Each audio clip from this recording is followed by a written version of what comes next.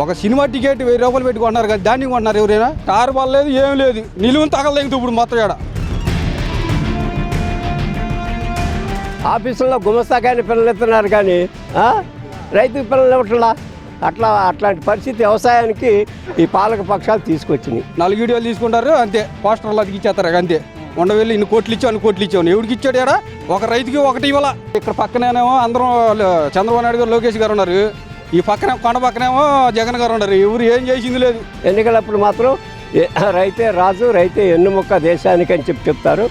ఆచరణలో ఆ రైతు ఎన్నుముక్క ఇరుస్తున్నారు. రాష్ట్ర ప్రభుత్వం ధాన్యం కొనుగోలులో రికార్డు సృష్టించని చెప్పి ఒక పక్కన మంత్రి నాదెండ్ల మనోహర్ అయితే ప్రచార ఆర్భాటంగా చెప్తున్నారు. కానీ రైతులు ఈ రోజున మా ధాన్యం కొనే పరిస్థితి లేదని చెప్పి ఈ రోజున ఈ కళ్ళాల్లో ఎక్కడ పడితే అక్కడైతే ధాన్యం ఆరబోసిన పరిస్థితి అయితే ఉంది. కనీసం వర్షం వస్తే ఏ టైం ఎలా ఉంటుందని తెలియని పరిస్థితి. రైతులంతా చాలా ఆందోళనగా అయితే ఉన్నారు. కానీ రాష్ట్ర ప్రభుత్వం మాత్రం రికార్డు స్థాయిలో ధాన్యం కొనుగోలు చేశాము, రికార్డు బ్రేక్ చేసామని చెప్పి గతం కన్నా ఇప్పుడు ఎక్కువ కొనుగోలు చేసాము, రైతులకు చెల్లింపు చేసామని చెప్తున్నారు. కానీ గ్రౌండ్ లెవెల్లో చూస్తే ఆ పరిస్థితి లేదు. రాష్ట్ర రాజధాని ప్రాంతం ఏదైతే చెప్తారో అదే నారా చంద్రబాబు నాయుడు గారి ఇంటి నివాసం దగ్గరలోని తాడేపల్లిలోని ప్రస్తుతం ఈ పరిస్థితి ఉంది. తాడేపల్లి రైతులు మనతో పడుతున్నారు. ఆ రైతులకు సంబంధించినటువంటి ధాన్యం అయితే కొనే నాదు లేదు, కొనే దిక్కులేక ఈ రోజున కళ్ళాల్లో ఇట్లా పడి పరిస్థితి ఉంది. రైతాంగం పరిస్థితి ఎలా ఉంది అసలు? పరిస్థితి ఉండవేళ్ళు ఎలాగుందంటే, యూరియా కట్టలు కానీ, యూరియా మొదలైనప్పుడు ఏమో 1200 10 కేజీల కట్ట ధాన్యం కట్ట కొనుగోలు చేసినప్పుడు, మళ్ళీ యూరియా జల్లాలి, ముందు కట్టలు జల్లాలంటే 1200, 20 కట్ట 1200, 1300. ఇప్పుడు దాని రేటు ఎంత ఉంది? 1400 ఉంది. మరి దానికి దీనికి ఏమైనా సంబంధం ఉందా? లేదు కదా. అది కాక రైతు భరోసా వాళ్ళు రారు, చూసుకోరు, అక్కడ ఒకటి ఇక్కడ ఒకటి పెడతారు. వాటిలో యూరియా కట్టలు దొరకవు, ముందు కట్టలు దొరకవు. ఒక కట్ట కొంటే 1800, ఇంకో కట్ట కొంటే 1200. అలస్ట్ వచ్చినట్టు అమ్ముకుంటారు బయట అమ్మితే. గవర్నమెంట్ రైతు భరోసాలోకి ఇప్పించి ముందు కట్టలు కానీ ఇయ్యనే కానీ రైతులకు మేలు చేయాలి. ఈ దాన్ని ఇక్కడ 3 రోజుల నుంచి 4 రోజుల నుంచి ఆరబెడుతున్నాం కానీ ఏమీ ఉపయోగం లేదు. మా పని లేకపోతే ఆ పని లేకపోతే అన్నీ ఆగిపోతే వాళ్ళు రారు, కొనరు. ఒక సినిమా టికెట్ 1000 రూపాయలు పెట్టుకుంటున్నారు కదా, దాన్ని కొంటున్నారు ఎవరైనా? కొట్టుల్లో 1400, 1200 పెట్టుకుంటున్నారు. ఇక్కడ కొంటున్నారా? కొంటలా. 1500 కొంటలా, 1700 కొంటలా. సినిమా టికెట్ 2000 ఉన్నా, 1000 ఉన్నా, 3000 ఉన్నా ఎమ్మని వెళ్ళి సినిమా చూడి చేయాలి. అదే సినిమాలో చేసినంత ఇది ఇప్పుడు రైతులకు కూడా చేయొచ్చుగా. కొన్ని కోట్లు ఖర్చు పెట్టి సినిమాలు తీస్తున్నారు. రైతులకు కూడా ధాన్యం ప్రభుత్వం అందుబాటులోకి వచ్చి ధాన్యం కొనుగోలు చేయొచ్చు కదా. పడికాపులు కాయరు కదా ఇక్కడ. అది యూరియా కట్టలు, మందు కట్టలు కూడా సకాలంలో అందించాలి.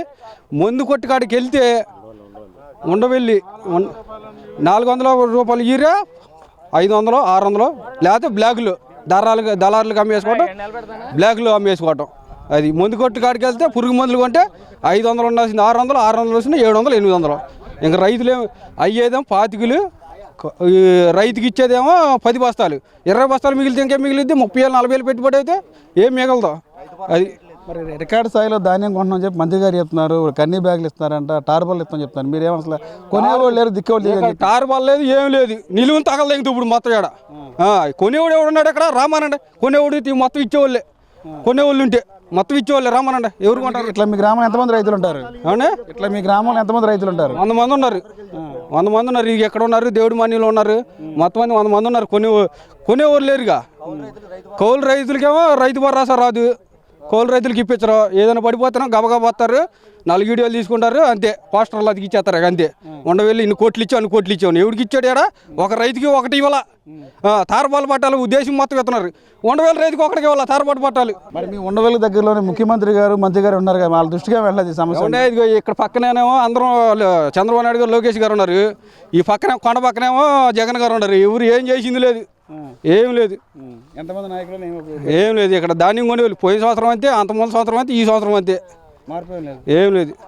అది ఎవడి దారిని ఆడు అమ్ముకోవటమే. లేదంటే వచ్చిన రేటుకి 1450 అమ్ముకోవటం, లాసిపోవటమే. అంతకు మించి చేసేది ఏం లేదు. సినిమా టికెట్ మట్టికి 3000, 4000, 5000 కొనేస్తారు. అది రైతుకి ఏం లేదు. కోతాలు ఇవ్వాలా, పట్టాలు ఇవ్వాలా, ఎవరికి ఇవ్వాలా? ఊరు మొత్తంలో ఒక్కరికి కూడా రాలా.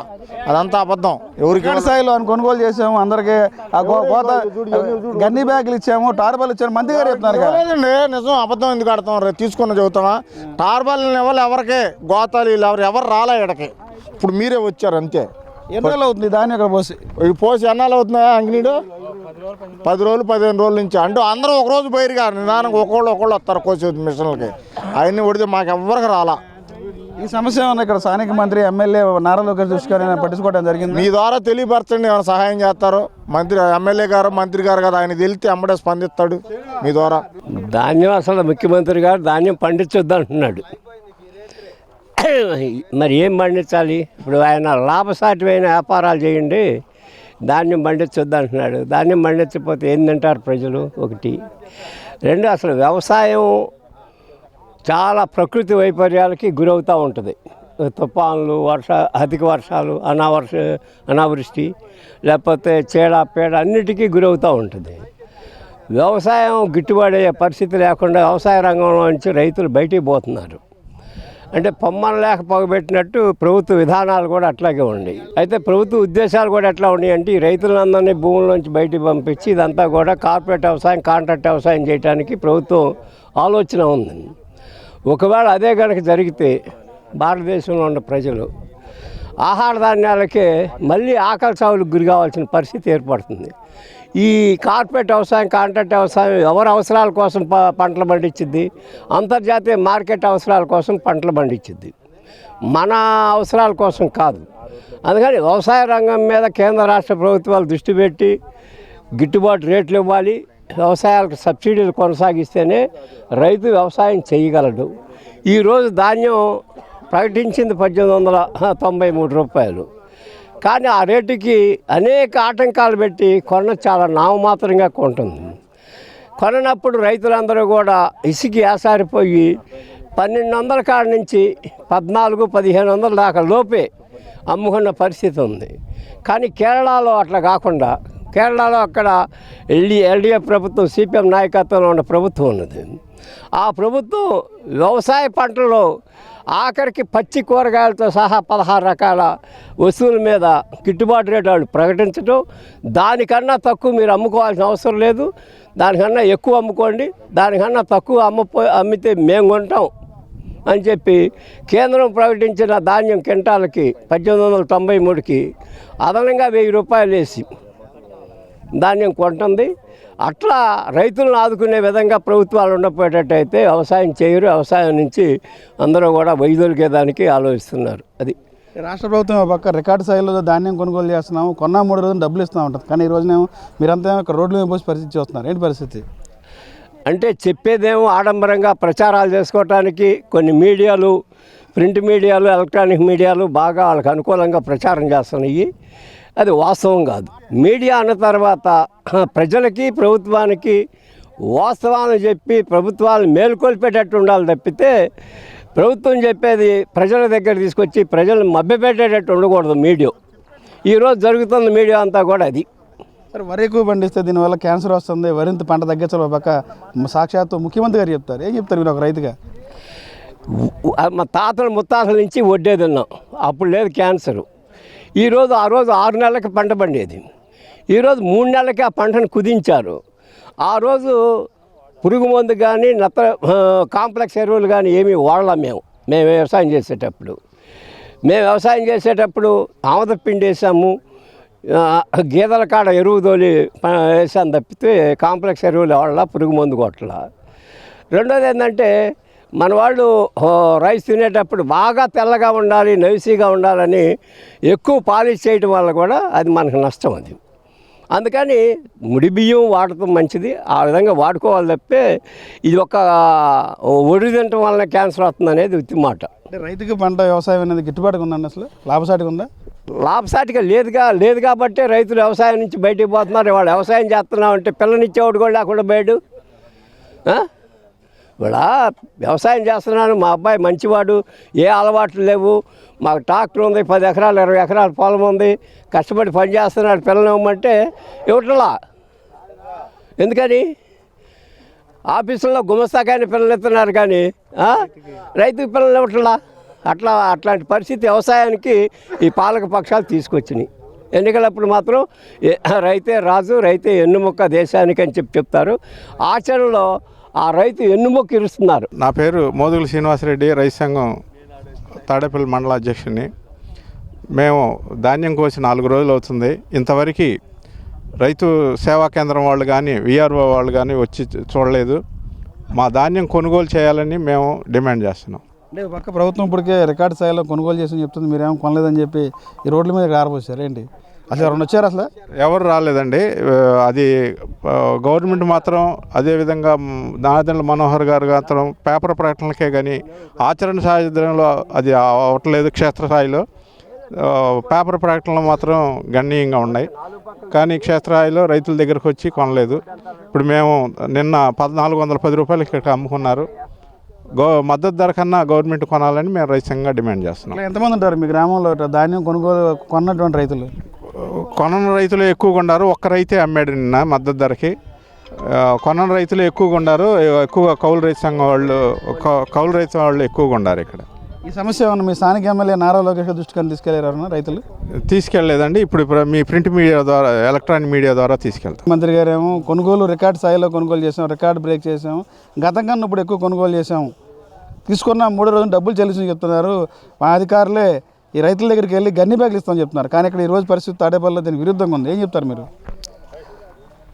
ఆంధ్రప్రదేశ్ రైతు సంఘం రాష్ట్ర సహాయ కార్యదర్శి జొన్న శివశంకర్. ప్రభుత్వం కానీ నాదెండ్ల మనోహర్ గారు కానీ పేపర్ ప్రకటనలు ఇలా గ్రామాల్లో పర్యటన చేసే సందర్భాలలో గన్నీ బ్యాగ్స్ కొదవలేదు, మొత్తం కూడా బ్యాగులు ఇచ్చేస్తూ ఉన్నాం. అలాగే వర్షం వచ్చిన ఇబ్బంది పడకుండా టార్పల్ నుంచి ఇచ్చేస్తూ ఉన్నాం. అలాగే ట్రాన్స్పోర్ట్ సౌకర్యం కూడా బ్రహ్మాండం కల్పించేస్తామని చెప్పేసి చెప్తా ఉన్నారు. కానీ మేము రైతు సేవా కేంద్రాలకు వెళ్ళిన తర్వాత క్షేత్రస్థాయిలో పరిశీలన చేసిన సందర్భాలలో గన్నీ బ్యాగ్స్ దొరకట్లేదు. టార్పాలిన్స్ గ్రామానికి 25-30 ఇచ్చి 200-300 మంది రైతులు దాన్ని పంచుకోండి, లేకపోతే రొటేషన్లో పంచుకోండి అని చెప్పి చెప్తా ఉన్న పరిస్థితి. అలాగే ట్రాన్స్పోర్ట్ సౌకర్యం ఏంటంటే 40-50 బస్తాలు ఉన్న రైతుకి ఏంటంటే ట్రాక్టర్ సౌకర్యం లేదా మినీ వ్యాన్ సౌకర్యం కల్పించాల్సిన పరిస్థితుల్లో ఒక్కసారి రైతు సేవా కేంద్రంలో మేము అడిగితే ఏంటంటే మొత్తం ఒక్కసారి లారీకి సరిపడా సరుకు మాత్రం ఒకసారి చేరిస్తే మేము వేసుకెళ్తామని చెప్తా ఉన్నారు. ఆ 40-50 బస్తాలు పండించిన రైతు పరిస్థితి ఏంటంటే అగమ్యగోచరంగా, లేకపోతే ఆయన తన సొంత ఖర్చులతో ఆ ట్రాన్స్పోర్ట్ పెట్టుకొని మరి ఎక్కువ రైస్ దాన్ని ఎక్కడైతే కుప్పలున్నా ఆ కుప్ప తీసుకెళ్లాల్సిన పరిస్థితి కనబడతా ఉంది. ఈ విధంగా నష్టపోతూ ఉన్నారు.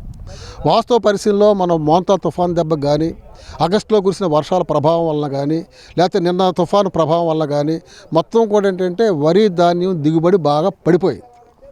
ఎకరానికి 40-42 బస్తాలు అవ్వాల్సింది ఏంటంటే ఇవాళ 25-28-30 లోపు అవుతా ఉన్న పరిస్థితి. ప్రభుత్వం 30 బస్తాలని చెప్పేసి ప్రకటించిన పరిస్థితి. ఈ క్రమంలో ఇక్కడ 10 బస్తాల రైతు స్పష్టంగా నష్టపోయిన పరిస్థితి. రెండోది ఏంటంటే ఆకాశం మేఘావృతం అవటం, తుఫాన్ల ప్రభావం వల్ల ఏంటంటే రైతు వెంటనే కోసుకోవాలని చెప్పేసి యంత్రాలను అడిగితే యంత్రాలు గతంలో ఏంటంటే 1500-1600లకు వచ్చేది గంటకి, ఇవాళ ఏంటంటే 3200, 3300, 2 గంటలు 3 గంటలు పడతా ఉంది. ఇక్కడ నష్టపోతూ ఉన్నాడు రైతు. మరో పక్కన దిగుబడి నష్టం, మరో పక్కన ఏంటంటే అమ్ముకోవటానికి రైతు సేవా కేంద్రాల ద్వారా మనం అడుగుతూ ఉంటే ఏంటంటే వాడు వచ్చే పరిస్థితి కనబడటం లేదు. తేమ శాతం అని చెప్పేసి 17% తేమ అంటున్నారు. వాస్తవంగా ఏంటంటే ఈ తుఫాను ప్రభావం వల్ల కానీ ఈ చలికాలం వల్ల కానీ ఏంటంటే ఇది ఎండిపోయే పరిస్థితి కనబడతలేదు. 17-18% రావటం 15-20 రోజులు ఆరబోసిన కూడా వచ్చే పరిస్థితి కనబడుతున్నా. 10 రోజులు కూడా ఆరబోసిన పరిస్థితుల్లో కూడా అంటే తేమ శాతం 18, 21, 22 ఉంటా ఉంది. అందుకనే మేము 22-23 తేమ శాతానికి వెసులుబాటు ఇచ్చి ప్రభుత్వమే కొనుగోలు చేయాల్సిన అవసరం ఉంది. అందుకని ఖచ్చితంగా ప్రభుత్వమే స్పందించి 22-23% ఉన్నా కూడా రైతు దగ్గర కొనుగోలు చేస్తే ఈ విధంగా బయట ఆరబెట్టుకొని 1200-1300కి అమ్ముకోవాల్సిన దుస్థితి రైతుకు రాదని చెప్పేసి మేము కోరుతూ ఉన్నాం. అందుకని వాళ్ళ ప్రభుత్వాన్ని మేము డిమాండ్ చేస్తూ ఉందంటే మీరేమైనా కేంద్ర ప్రభుత్వానికి 22-23% అవకాశాలు ఇవ్వండి అని చెప్పేసి, పరిమితులు ఇవ్వాలని చెప్పేసి మీరు ఉత్తర్వు అయితే రాశారు. కానీ కేంద్ర ప్రభుత్వం ఒత్తిడి తీసుకొచ్చేసి 22-23% కొనుగోలు చేయాలని చెప్పేసి FCI ద్వారా అని చెప్పేసి డిమాండ్ ఏంటంటే మీరు ఒత్తిడి తీసుకురావట్లేదు. ఆ ఒత్తిడి తీసుకురావాల్సిన అవసరం ఉందని చెప్పేసి ఆ క్రమంలో 22% రైతుల దగ్గర ఏంటంటే దాన్ని కొనుగోలు చేయాలని చెప్పేసి ఆంధ్రప్రదేశ్ రైతు సంఘం మేము డిమాండ్ చేస్తూ ఉన్నాం.